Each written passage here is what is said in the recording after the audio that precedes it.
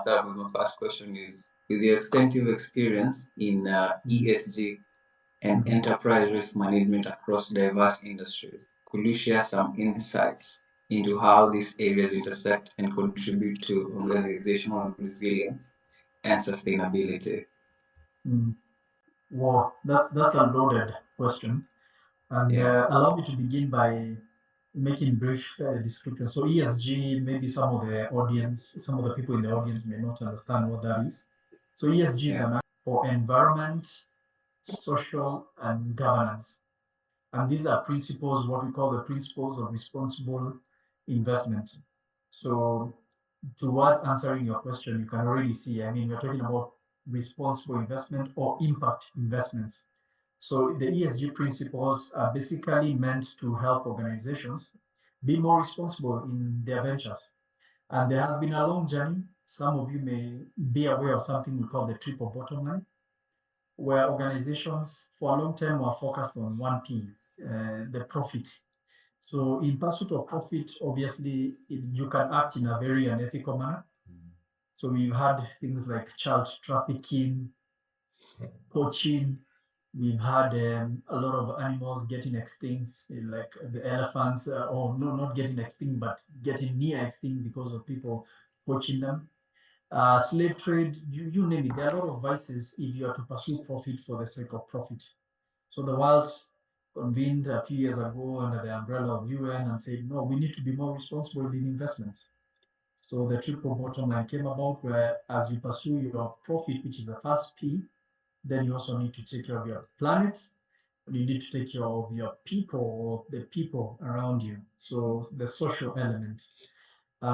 So ESG and risk management is really essentially part of ESG. It's part of the G in the ESG, the governance. So where companies are expected to work from a governance perspective to be, work with integrity, have ethical values, and also manage their risks responsibly, avoid corruption and things like those, then also be transparent and disclose everything that they do to their stakeholders.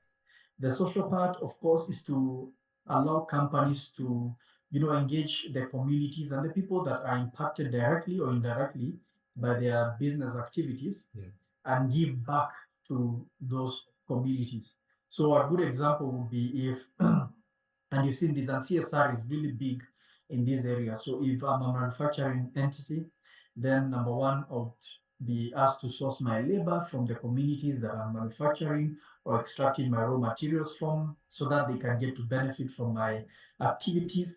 If my manufacturing activities adversely affect the people, I'm expected then to either change the manufacturing type or go back to the same people and rectify what has been made wrong.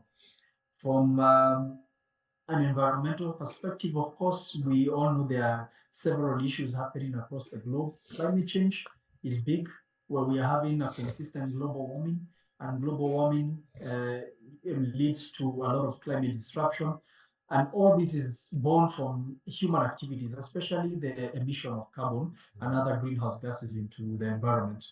And therefore, responsible investment is then to ask these companies to change the ways they use for production to lessen the emissions into the air, or even to actually start beginning capturing the emissions, which is what some entities are already doing, carbon capture and storage, removing carbon which is already in the air and storing underground and that kind of a thing. So ESG is about responsible investment. And definitely, I think from my definition, you can see the relationship between ESG, enterprise risk, and business resilience. It's the whole, in closing, what I could say is that the terminology that best captures this is sustainability. And sustainability is defined as our ability to meet our needs today without compromising the ability of the future generation to meet their needs during that their time.